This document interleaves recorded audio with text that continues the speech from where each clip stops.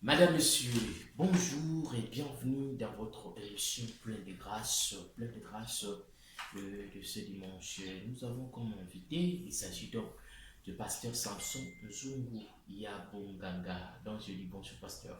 Bonjour, Zamba Zoualokoum. Zambazo Lokumu. Moi, quelques jours, mon amitié, hein? Donc les deux sont toujours milieu. Zamba Zoualokoum parce que za journée mon kitoko parce que bana Nzambe beba osangana pona ko luka Nzambe kulinga koyeba makambo ya Nzambe yango na pesi bango nyonso mbote tikete komba Yesu Masia ekomisa. Voilà, comme on est sur Massia et Komisama, Pasteur Samson, toujours levé la bongo, les lots, toko levé là sur Pâques, donc chrétien, pas toujours tard pour célébrer, Yango, et alors, Pichou le cola, l'ensemble, toujours tard pour célébrer pour un kanisa, Kufa, Pe, Kusekwa, na Yesu Christo. Parce que avec te bozwa otelia tukanisa kai tango nyonso et après avoir régné discipline nae ou partager qui moi kopo et vigno partager et moi lipa ozaki pona kolakisa ezali nzoto ya Kristo pe komela makila nae na bao bandimi Yesu Kristo. Je crois que bandeko bazolanda biso sur 89.0. Au micro, c'est votre humble serviteur, Pâques. Je crois, version Anazali Bongo dans le Nouveau Testament, où c'était sur ça, et voilà pourquoi tout ça qui est important, c'est pour le pasteur Samson, Zungu Yabonganga, et vous pouvez nous malam, vous pouvez avant tout kota na koyamba to invité na biso ya lelo pasteur Samson bandeko nyonso surtout esengaka biso tokota na présence ya Nzambe tolokelongi ya Nzambe na à travers nzembo ekoedifie biso ekoedifie bana Nzambe nyonso surtout oyo bazolanda biso sur 89.0. Je rappelle qu'au micro c'est votre humble serviteur Jean-Louis Vita. Merci à Anissé Kinkela qui assure la mise en onde de cette émission. Et aussi un grand merci à Elvis Matondo, merci à Serge Lokombo, merci Nabande Kono surtout Bozolanda Bisso. Je crois si nous sommes donc en relais avec notre réalisateur Anissé Kenkela, à Komema Bisso, Nanzembo Moko, Komema Bisso pour na kosala plaisir na bande Kono surtout Bozolanda Bisso, na Katunesika. Merci beaucoup, Nzembo Oya, notre sœur Esther, Mwamba. Donc, je crois que cette chanson fait plaisir. La communauté, surtout, il y a l'église de Sikaza qui est vrai. Et puis, si ça peut Sengo, Bongo, na Maman Thérèse Tidjibi, Oyo, Bongo, la Nzembo, Oyo, Aza édifié. Je crois que ça peut Sengo, le Susuna, Ndeko, surtout, Bazolanda Bicho. Bana nyonso tout au baza na Ngaba, boza na Ngiringi, boza na Salongo, boza partout, donc Lemba, Matete, et pourquoi pas dire les gens de Mikondo, pourquoi pas dire merci aussi la bande de nyonso tout et tout ça district ya Tchangu partout hein bazolanda biso émission Moamba Lukunga Funa et Zambia Pambola Binope à travers la République démocratique du Congo. Je viens directement à notre invité, pasteur Samson Pâques. Bana Nzambe bako retenir Pâques la compréhension na yo toujours que non malembe na naza sûr que oza pour na Pâques oza pour Pâques et non oza na maloba Mukanda ya Exode 12 ezoloba boye Pâques ezali mokolo moko ya esengo oyo mutu nyonso oyo alingaka Nzambe esengeli a célébrer yango po ezali mokolo oyo soko tangi na Exode 12 ezali mokolo oyo Nzambe azebisa bana Israël bako célébrer yango mpona kokanisaka mokolo oyo babimaki na buhumbu na Egypto epai ya Pharaon. De fait ya Pâques wana apesaki ke bato ba célébrer yango mpona kokanisaka mokolo oyo babima na Egypte. Et puis après si bango alobi bokolia lipa oyo ezanga levire. Lipa oyo bokolia ezala lipa oyo batiaka levire te.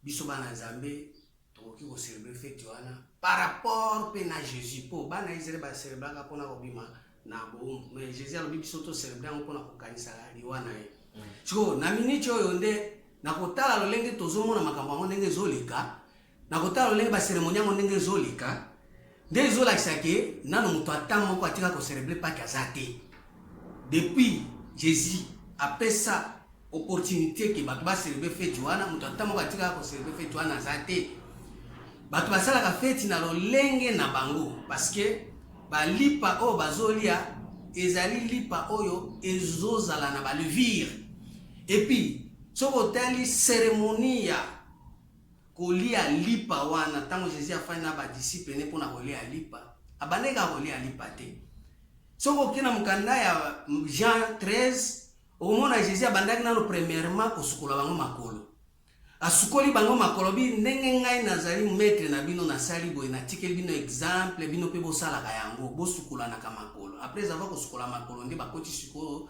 na sainte seine kocelebre Pâques kolia lipa so bato ebele lelo bazofete feti ya Pâques bazoyeba te kolanda lolenge Jésus alobaki parce que soki olie lipa sans pourtant makolo esukwama feti wana eza feti ya malamu te parce que feti ya Nzambe ya Jésus pona kokanisa liwa na ye esengeli makolo premièrement ezala ya kosukwama bandeko balingami il faut kotia mai na bassin à partir ya mai wana nde ozosukula sikoyo bato nyonso makolo po ete tolanda exemple ya Jésus mais problème ya Pâques mpona Jésus tokoki kosala yango susu lokola bana Israel te ya kobimaka na Egypte parce que bana Israel bazocelebre Pâques mpona kose souvenir moko babimaka na Egypte mais Jésus ye moko Pâques oyo acelebraki azalaki kosala yango par rapport na liwa na ye ntango amoni ke liwa na ye ekoki ye moko andimi ke esengeli akufa andimi liwa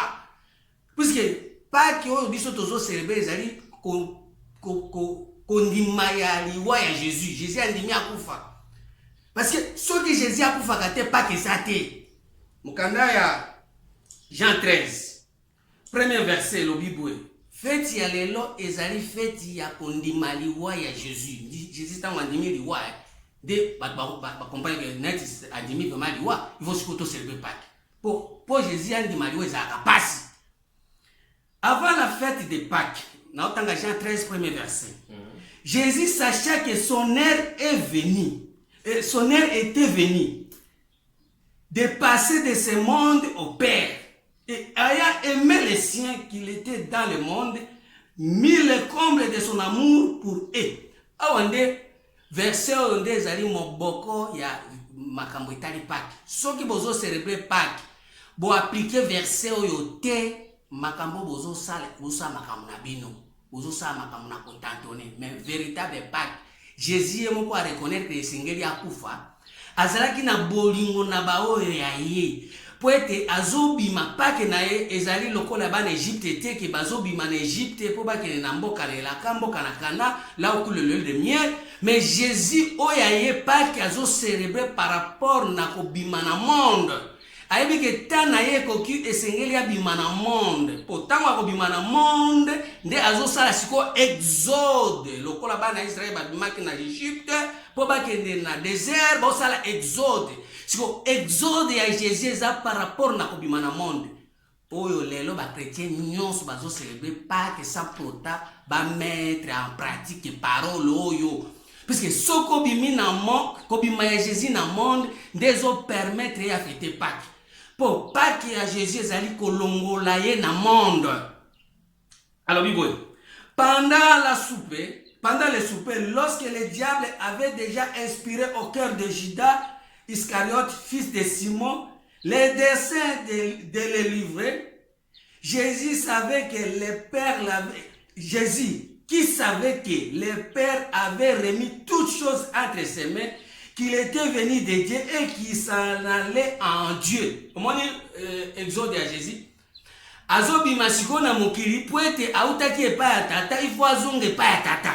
So exode na inde ezo salima ke Pâques salima mais soki Jésus alongwe na monde te Pâques ne pas tata Pâques sate bandeko balinga mikati na nkolo parce que lelo bato ebele bazo célébrer Pâques sans prota ba reconnaître que Jésus faut abima na monde pour délivrance ya Jésus ya kolongwa na monde pour que ne pas t'attendre à zo sala Pâques ande ko balinga mikati na nkolo mais sikoyo na minute oyo ba Pâques nyonso tozo sala ba appliquer parole oyo te puisque soki Jésus a kufité Pâques ezate pour soki Jésus a continuer ko vivre a continuer vie sans pour autant qu'il ne pas t'attendre à fêter Pâques te yango moni na Jean 16 verset 7 ya lobi boy Jésus est mon kwazoloba. Cependant, je vous l'ai dit la vérité. Il vous est avantageux que je m'en aille.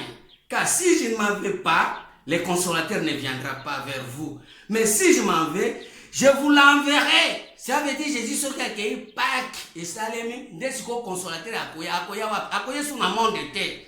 Parce que bato batikali na monde bazana droit ya ko célébrer Pâques était. Pâques ba célébrer kana bato bazo sala exode, bazo longwa na monde.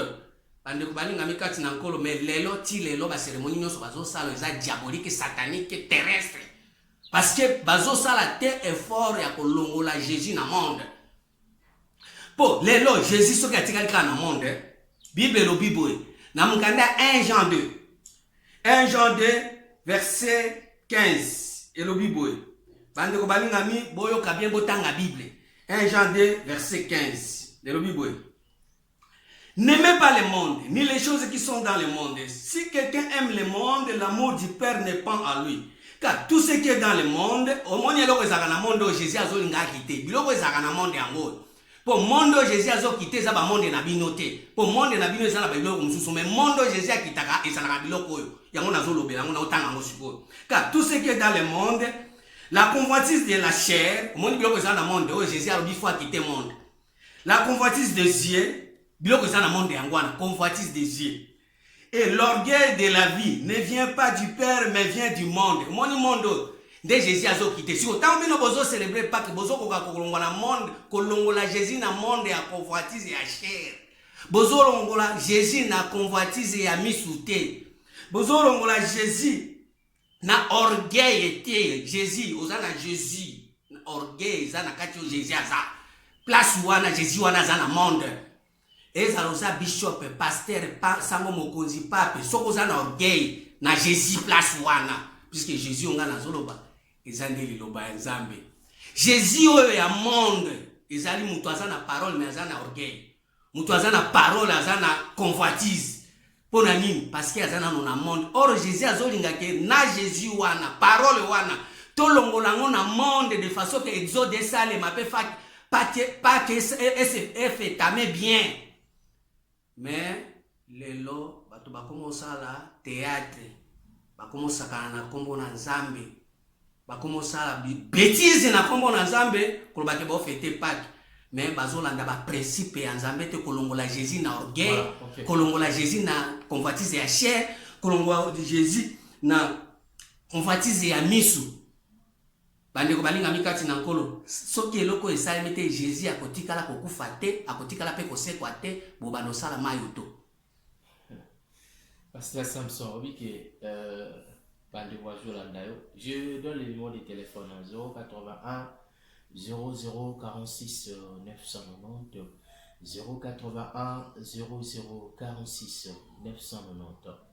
Pasteur Samson tout est-il sur la Pâques mais aujourd'hui me gampe ko que non parce que Jésus mo kwa lobi d'habiter ngali osala clair parce que Jésus il sait que c'est la parole de Dieu. Jésus c'est la parole. Maintenant tangoye là on parle de Jésus lorsqu'il est venu. Il est venu pour sauver ce monde. Il a fallu que nous puissions sauver Mokili. Pour que nous puissions Yonanga to somba mana makila na. Alors, le kola qui na mission na. Cette mission là, et c'est qu'elle après ko kende, avant kende, et singa qui na avant da tout na ba école. C'est pourquoi ba ko sala pa na ngala binga ngoni Pascal au basangana qui ba no soit ba discipline na il y a un partage. Ou ba qui non accueilli. Mais après avoir ko kende c'est biblique non tout autant asa kina ba école mais ngali nous ala peu clair Jésus ko kufa nae avant kufa ayebaki okufa. Pourquoi alobi que non boliaka oyo boliaka nzoto na pe makila bo melango po bokanisaka nini moko ya wana ngai to kanisa kufa na ye. C'est-à-dire que il sait que non après il a kokende na ye na likolo parce que to baté que non Jésus azakaka la parole là est là.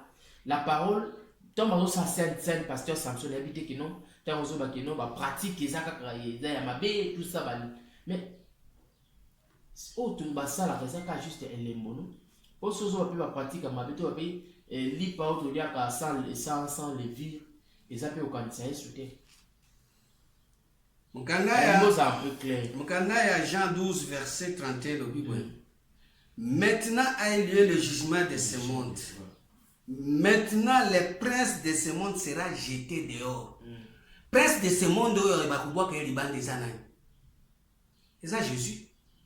Parce que Jésus est mon azala qui prince na monde ni monde satanique où yazo mema bateau na convoitise ya Dieu, orgueil de la vie. Et ça le même Jésus nde azo mema bateau oyo bazo tanga ye na orgueil wana ye nde azo mema bateau na convoitise na zolo babwe. Et ça le même Bible, les mêmes paroles nde azo mema bateau lelo na convoitise ya misu muto atangi Bible tellement ça na convoitise ya misu atangi chapitre moko abandi mbala moko ko lula makambo ezali banda oyo ezali makambo ya misu oyo ezomona or makambo ezomona wana eza Satan mutafungola ki misu wana po emona biloko ya convoitise.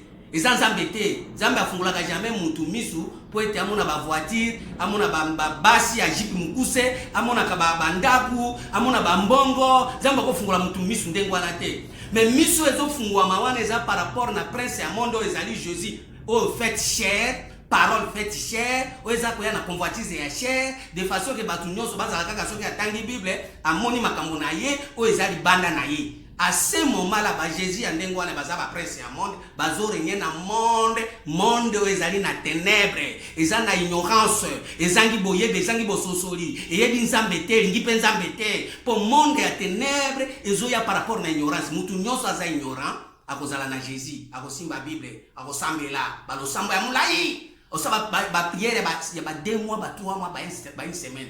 Parce que Jésus a saté.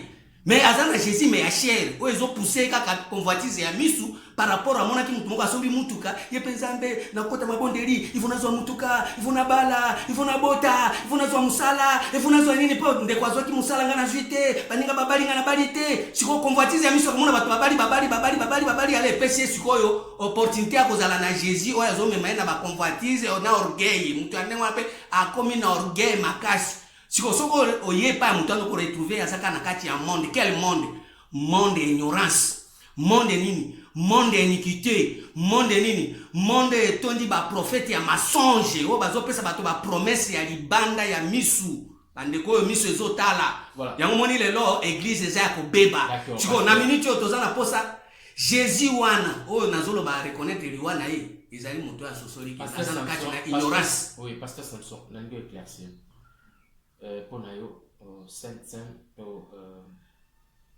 pratique que ça dans l'église, il y a sainte on a pour rien tout se comprendre par l'amour une fois pour toutes. Les véritables pratiques qu'il y a Jésus, ils allaient premièrement dans Jésus en Dimaliwa, deuxièmement Jésus il faut abimisa bilamba, abimisa bolumpu nae, et puis azo bilamba wana nous sommes sakayi sur les colosso, pasteur Samson, même Jésus lui-même a dit. Au contraire, c'est la parole là qui est venue pour sauver les gens. Jésus a dit ça pour faire casser quoi. Mais apparemment, aux akakozong isaye na croix, hein? Aux akakozong isaye soit la cause de sa batubazong anano fubato. Nazo baté. Pourquoi zo mozong sa Jésus na croix? Jésus, Hébreux 13:8 et le Bible. Jésus-Christ, il est le même hier, aujourd'hui, éternellement. Car muto aza éternellement. Aza hier, aza aujourd'hui. Alors pourquoi s'il vous plaît. Au moins na minute Jésus a tikala koya na monde te parce que monde Jésus azolo bazoya eza na convoitise. Monde wana nde Jésus sengeli aya alongwa na monde wana po ete a sauver batu. Pour ce que les loba monde ya convoitise wana o monde bino bozo ba Jésus yaki na monde na kalishi ozoye bisanga monde eza na ba mituka, monde eza na ba immeuble, o eza na ba boulevard. Menga na Jésus o eza na monde eza na convoitise ya misu. Oeza na orgueil ya vie. siko monde wana okokuta ngo jamais na monde physique monde wana le monde spirituel pour nous. Pardon s'il vous plaît. Non, Mon monde Jésus azoloba ya yebi pendant que je suis dans le monde je suis la lumière du monde, c'est Jésus qui éclaire le monde. Mais maintenant nous monde physique c'est le soleil qui nous éclaire, c'est la lune qui nous éclaire. Mais monde ya Jésus, c'est lui qui est la lumière, c'est lui qui éclaire. Cet monde là de ce que Jésus a yé de toi ba yé toi zate toi kufi toi zandengeni so il faut toi ba ko vérifier monde wana basine siko pona na basine comprendre que non mutu azana Jésus na kati na mutu na Christ na bomo na c'est ça c'est kongolo siko na minute oyo mutu azana Jésus na kati na il faut to mona bilembo ya monde ndenge alongwe et puis tango azolongwa na monde tokomona yango tokovivre yango totali kati la Bible a dit que nous sommes dans ce monde, nous ne sommes pas de ce monde par rapport il y a contexte, par rapport il y a pas situation, par rapport il y a vie ndenge ezokende yeba koza molekinzi là surtout si vous croyez à la parole de Dieu, si vous croyez Jésus-Christ comme sauveur na bomo inayo. Donc là oza passager les jours où voyage n'habité aux ala pesika mala parce que au vanda pena mpembe parce que biba o yayi ba vanda pembeni ya tata. Donc yo pe mukolango na lingi oza na perdition te. Na lingi pena o megampe kozo ki sabana nzambe 081 0046 990 081 0046 et 990. Jean 17 verset 9. C'est pour eux que j'ai prié. Je ne prie pas pour le monde, mais pour ceux que tu m'as donné parce qu'ils sont à toi. Jésus a dit nazo bonde la kaka pona bango nazo bonde la pona monde, c'est-à-dire Jésus a dit qu'il y a quelque part monde oye au qui jamais pour ça la prière pona monde, mais azo bonde la pona ba oyo tata salini apesaki siko ba nzambe tata apesaki Jésus a yebi bango que bango baza na monde te, mais soko tali de près ba mususo batikali baza na monde ye Jésus azo boya ko prier pona bango parce que ayebi que bango baza na on a convoitise ya chair baza na orgueil ya vie siko na minute o Jésus tango azolo ba monde ayebi bato baza na monde parce que monde à Jésus est un monde physique. Pour ceux qui monde physique, babi voici l'agneau de Dieu qui ôte les péchés du monde. Si Jésus a dit qu'on a le monde masumu, pourquoi ba tuba bomana, pourquoi ba tuba kuluna bazali, pourquoi ba zododo, pourquoi ba bange zomela, pourquoi ba lotoko zomela, pourquoi masumu ezali. Siko soki ya monde Jésus a dit qu'on a l'important Jésus est venu pour ces gens. Siko soki Jésus a dit qu'on a masumu, il fallait longola masumu elongwa. Mais la minute pasteur Samson même Bible on zambe alibi que non Dieu fait toutes choses à son temps. Yo obligé te mutu azana kindumba ozo psika tika kindumba et pourtant vie na yo passé bien moté o ya bien moté yo peta mususu ozaki na vie wana mais Jésus dans na yo kokaki on Jésus a béni. Il faut tout le calmer peu ko sala que oui ozo te ya batu po batu ba bon mais apparemment vous le pasteur beaucoup plus ko obligé mutu donc mutango so tana yeko kinante les jours autant mutu ko mutu pa ko bongola mutema atiki fi azo sala atiki kindumba atiki moibi yoko sante kino na l'époque ba ya Abraham l'époque ya Moïse ba tola ba brigand bazalaki te bazalaki pasteur 1 Jean 3 verset 6. Quiconque demeure à lui ne pêche point. Quiconque pêche ne l'a pas vu et ne l'a pas connu. Et ça, on a commis bibliothèque. S'il vous plaît, c'est là. Petit enfant, que personne ne vous séduise. Celui qui pratique la justice est juste, comme lui-même est juste. Celui qui pêche est du diable.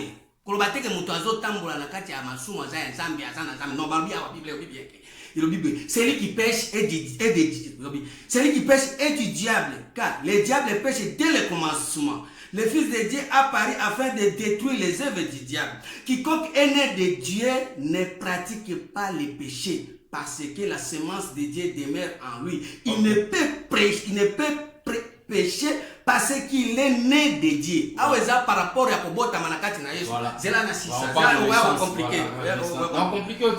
C'est par là que se font reconnaître les enfants de Dieu et les enfants du diable. Bande konanga balinga mikati na nkolo. Tango mutu azo pratiquer péché, quoi ça été tana ekoki. Tango nana azo pratiquer péché, aza mwana diable. Bible nde lobi ezanga ite. C'est C'est par là que se font reconnaître les enfants de Dieu et les enfants des diables.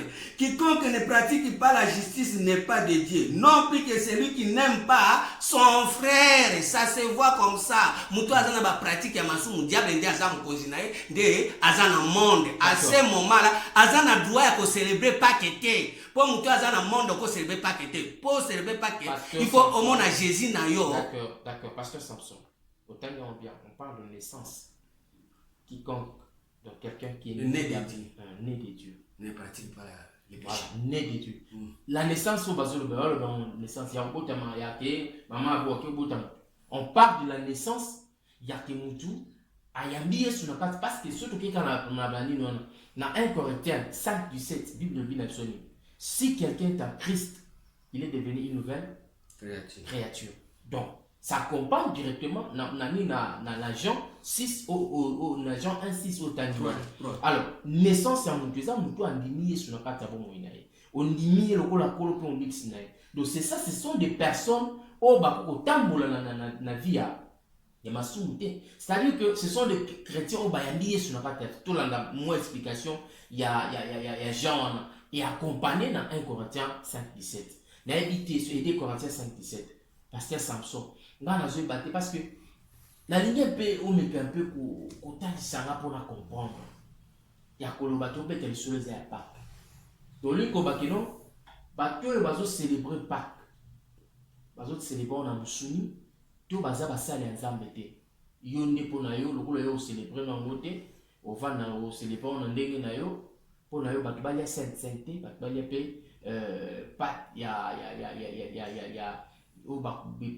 Sans les vérités, c'est l'eau. On met un peu pour éclaircir, pour moi, on comprend jusque-là. Naissance, la nouvelle naissance, la Bible va bien à Jean 3, verset 6. Ce qui est né de la chair est chair. Ce qui est né de l'esprit est esprit. Voilà. Il faut que vous naissiez de nouveau. Naissance, et ça par rapport à l'Iwa à Jésus. Par rapport à Jésus, à Zokophobie. Si quelqu'un est en Christ, par rapport à Babi. Dès maintenant, nous ne connaissons personne selon la chair. Si nous avons connu Christ selon la chair, dès maintenant, nous ne le connaissons plus de cette manière. Et si vous êtes en Christ, vous êtes une nouvelle créature. À ce moment-là, monde où il y a chair, monde où il y a convoitise, monde où il y a orgueil, il y a nzoto, convoitise et chair, yo okoki suko se retrouver na quantité. Mais si quoi ba chrétien, soi-disant ba chrétien, soi-disant ba tobazo ya cette scène, azana monde wana il y a chair, il y a convoitise, il y a chair, orgueil de la vie, mais on ne fait pas.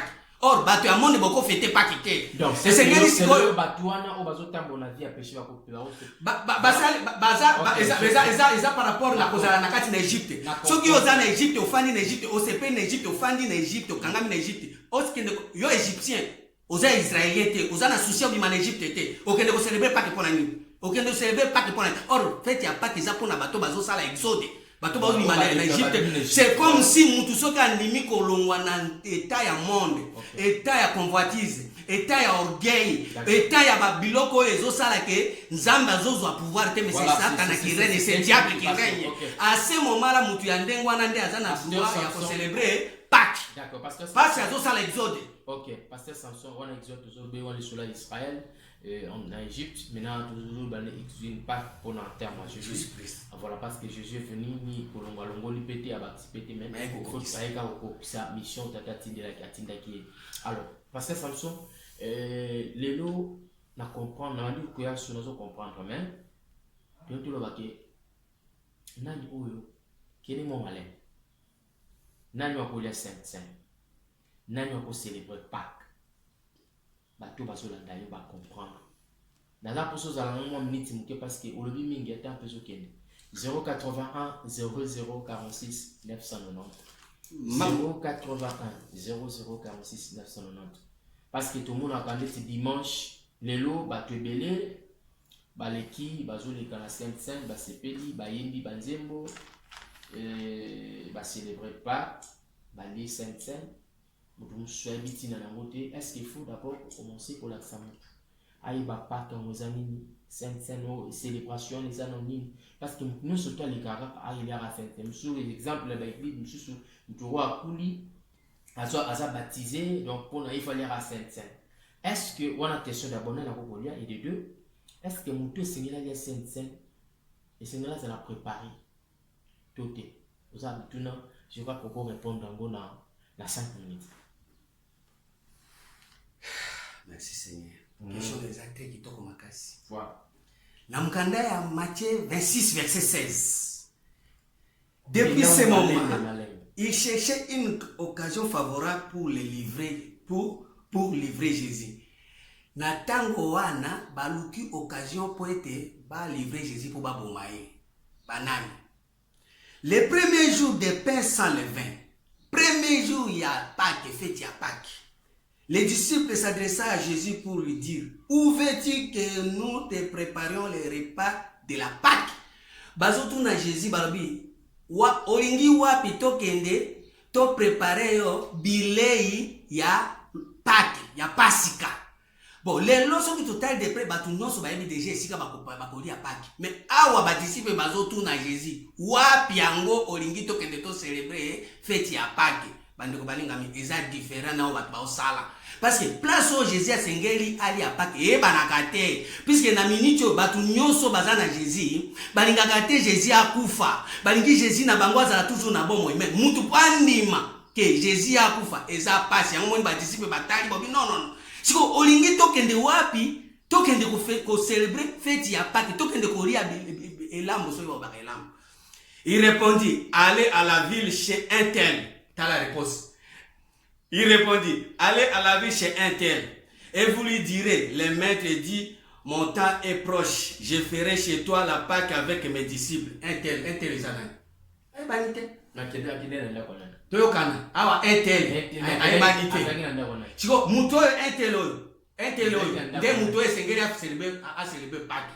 Muto a banité. Par rapport à quoi? Comment ça va être? Omoni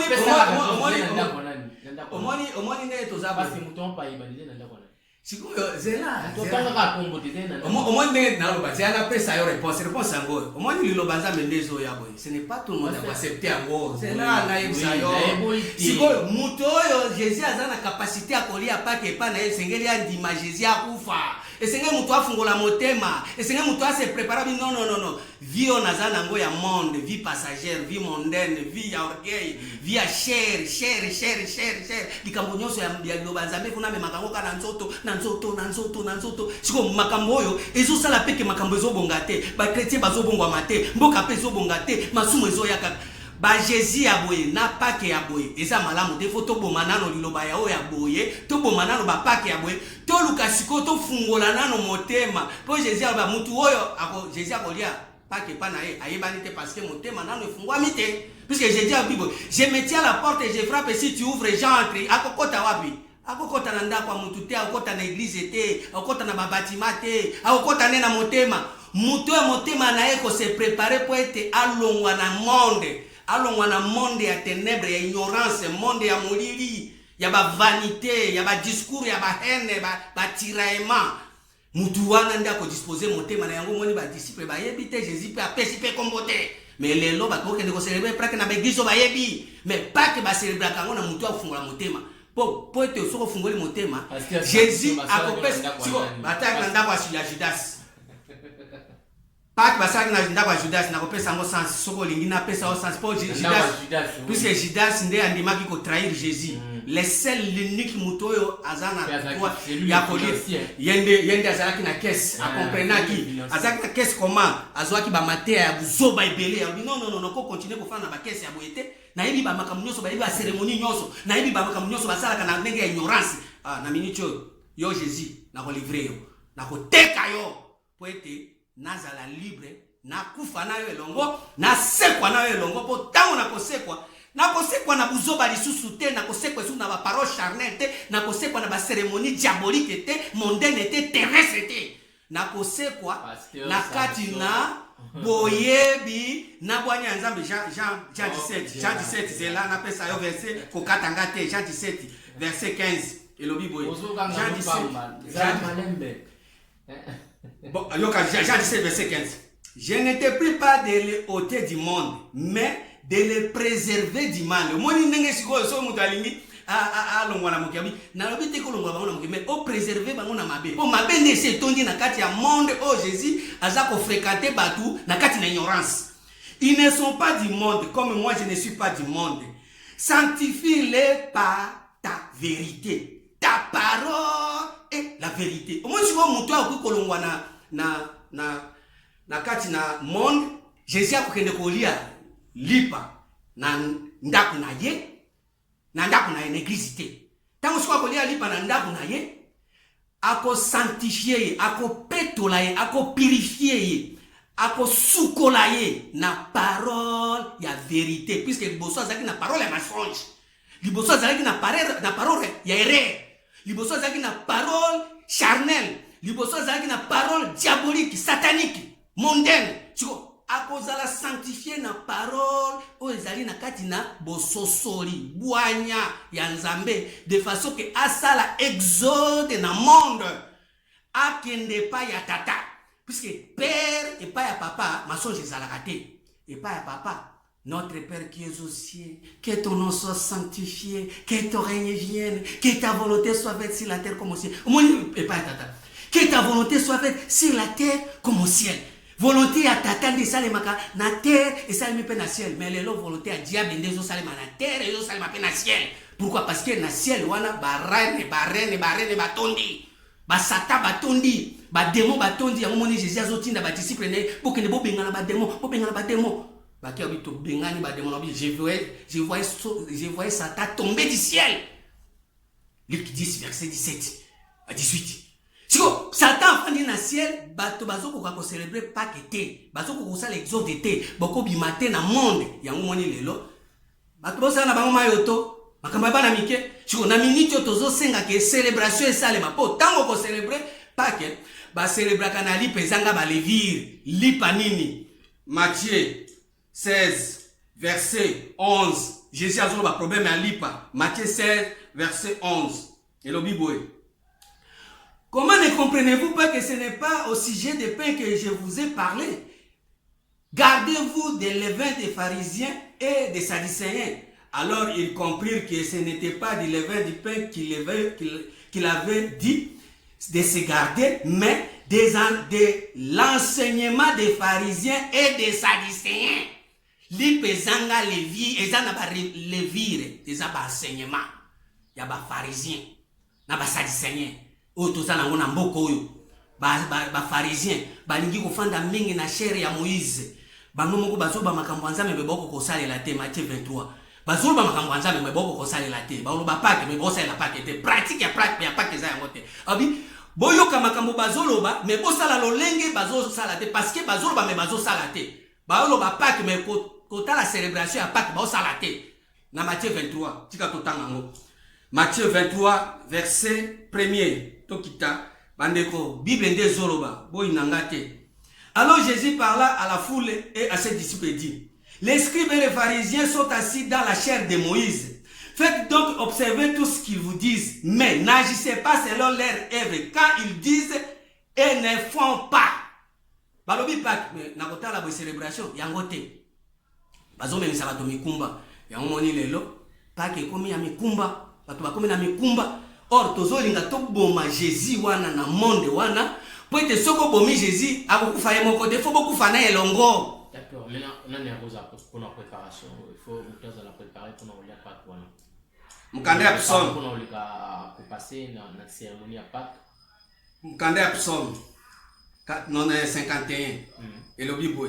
Bande ko balinga mi kati na nkolo mboko enyoko ami mingi na ignorance. 12 et le Bible. Oh Dieu, crée à moi un cœur pur. Renouvelle à moi un esprit bien disposé. Renouvelle à moi un esprit bien disposé. Puisque si vous avez un esprit bien disposé, de monde de façon que Jésus aille pas na yo na parole et la vérité, parole et la mensonge sous-souté, parole et erreur sous-souté, parole et tantonnement te, parole ya kosala makambo na ndenge atosala kaka toyebi na biso tokutaki ndengo wana non oza ignorant. Au monde ignoré, c'est un monde diable. Vous avez pour père le diable, vous voulez accomplir les désirs de votre père, il est le meurtrier. Le meurtrier comment? Azo bon ma vérité. Azo kanga vérité. Azo linga bato ba vérité te. Atiki bato toujours na mensonge, le père du mensonge. Ya mwana siko na minute oya kozala na kero eza disposé pas que kosalema na libanda ya mutu te. Pas que kosalema na motema. Parce que na minute ndenge toloba boye Yesu akoya na libanda ya mutu te. Mokanda 1 ya Galate 4 verset 6. Et le Bible, Galates 4, 6e verset. Bandeko, Bible de Zolo Bezangaïté. Et parce que vous êtes fils, Dieu a envoyé dans nos cœurs, aïe, avait mis sous la monde été. Dieu a envoyé dans nos cœurs l'esprit de son fils, lequel crie à bas père. Ainsi tu n'es plus esclave. Au moins, place au commis libre. Aux sous esclaves étaient parce que l'esclavagisme est appartient à monde, l'esclavagisme est appartient à Égypte. Ainsi tu n'es plus esclave, mais fils. Et si tu es fils, tu es aussi héritier par la grâce de Dieu. Autrefois, ne connaissant pas Dieu, vous serviez des dieux qui ne le sont pas de leur nature. Mais à présent que vous avez connu Dieu, ou plutôt que vous avez été connu de Dieu, comment retournez-vous à ces faibles pauvres rudiments auxquels de nouveau vous voulez vous en servir encore? Papa qui wana ozozongi lango lisusu ata oyoki matea boy. Au moins les soucis wana okiena célébration à Pâques. Oza mwana te à ce moment-là motema no eza bien disposé te. Moi pe ofete Pâques ezate ozo fete wana oza ba fête na yo ya bonne année. Oza ba fête na yo ya anniversaire mais Pâques ya Nzambe ozo sala que Jésus alongwa na monde que ne pas tata na ye e ko sala maté. Po soki alinga kine na pas tata na ye akosala nini na mukanda ya Jean 12 verset 31. Jean 12 verset 31. Yoga Jésus soki alinga kine e pas tata na osani.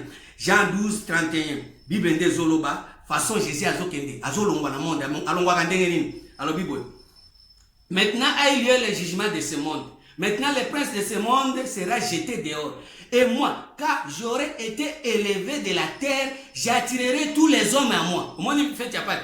Yesu ki bolongoli na biloko eza terre à terre ndi akobenda bao ya ye. Akobenda bao ya ye po ete baba na ko célébrer tous les jours Pâques na mémoire na ye bakanisaka mukolo yo Jésus. Na Jésus na bango ndenge akufa atika na nkunda kunde komi pamba aze susute bazomona te makambo buzoba na ezosala susute. À ce moment-là bato oyo bakondima que Jésus a matisana bango alongwa na biloko ya terre terre alongwa na mate ya terre terre alongwa na mate ya charnel alongwa na mate ya convoitise ya orgueil ya vie.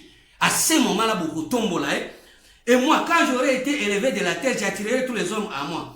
En parlant ainsi, il indiquait de quelle mort il devait mourir. Nanya koka makambo aboye. Nanya kondima makambo aboye. Zambe molimo kambanga yoyo. Bana bayoka. Zambe molimo kambanga yoyo. Bana babika. Zambe molimo. Jean 8 verset 21. Pour la confirmer, bino Jésus a dit soki botomboli. Batombola endeni. Jean 8 verset 21. Et le Bible.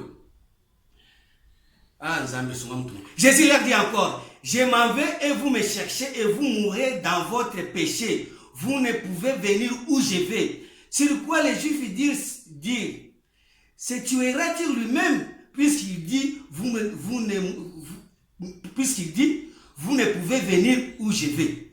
Il leur dit, vous êtes d'en bas, moi je suis d'en haut. Vous êtes de ce monde, moi je ne suis pas de ce monde. C'est pourquoi je vous ai dit que vous mourrez dans vos péchés. Bato mususu balingi Jésus akufate. Balingi bafanda kana Jésus na kati ya monde. Bino boza mukili, ngana za mukili te. Bino boza makambo ya sese, ngana za makambo ya sete, ngana za makambo ya likolo. Bolongola ngabo komisa ngana makambo ya likolo, makambo esika tata azali. Boloba makambo ya tata. Comme ça, nde ngana kolongwa na monde oyo na bino pe bokolongwa na monde. Mais bino bokokufa kaka botika pe kaka wana makambo na bino. Bo célébrer ba paki na bino ya terre à terre. Mais ngana za mutu ya terre à terre te. Voilà. Na verset 28 la 6. Et le Bible, Jésus donc leur dit, quand vous aurez élevé le Fils de l'homme, alors vous connaîtrez ce que je suis et que je fais rien de moi-même, mais que je parle selon ce que le Père m'a enseigné. 081. Oh, Zambé Sunga. 990 081 0046 990. Car Dieu a tant aimé le monde, il a donné son Fils unique. Car Dieu a tant aimé le monde, il a donné son Fils unique afin quiconque croit en lui ne périsse point, mais qui est la vie éternelle. Je crois que c'est la réponse. La réponse aux autres dans le monde.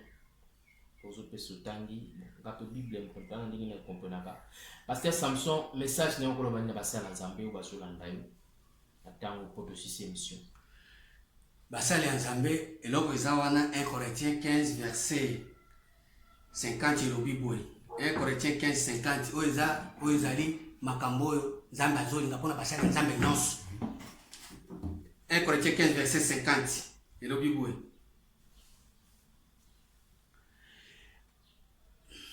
Ce que j'ai dit, frère, c'est que la chair et le sang ne peuvent hériter le royaume de Dieu et que la corruption n'hérite pas l'incorruptibilité.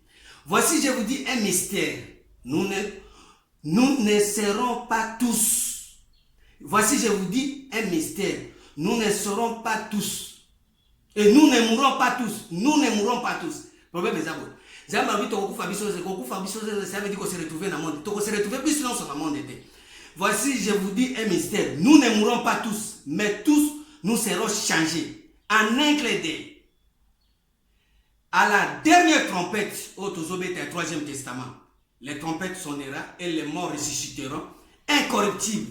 Et nous serons changés. Souci en Zambé, ça a été que Batoba Koufa. Souci en Zambé, ça a été que Batoba changé. Ba changer balongwa na monde ba kende pa ya tata ba bandesiko ko vivre na tata elongo po tata nde apesaka lipa o ezanga levire mais na monde ba lipa ezali ezana levire eza lipa ya ba pharisien o eza ba prophète ba pasteur ba bishop ba apôtre eza ba lipa ezana levire mutu alobi makambo abakisi Mungu anaye na kati abakisi kotanga classe naye na kati abakisi maele naye na kati abakisi makambo moke na kati abakisi kutime na kati abakisi ba vision naye na kati eza ba levi rebelle yango moni sikoyo ba lipa ya ndenge wana moyen monde eza la sauver eza te parce que ba mapa wana eza la levi or soki to koti na mapa eza na ezanga levi eza kaka lipa moko.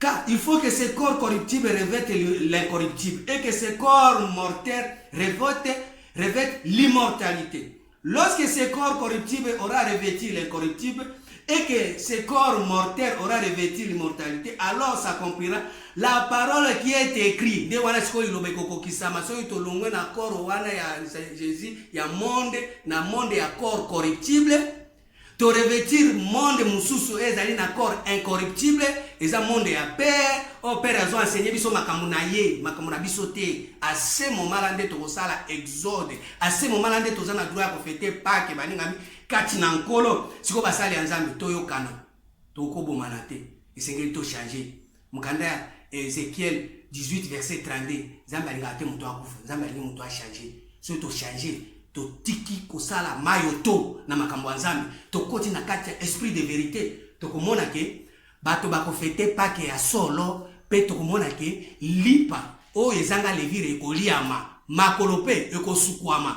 parce que Romains 10 verset 14 à 15 obi ba envoyer nyoso to kotala bango na makolo qu'il soit beau les pieds de ceux qui annoncent la bonne nouvelle siko yo makolo no eza salite makolo ezo mema salite eza maloba ozoloba makambo ya buzoba ozoloba makambo terre à terre nzambe asunga boba comprendre boba comprendre merci d'avoir suivi cette émission plein de grâce. Merci na bande surtout vous allez partout ailleurs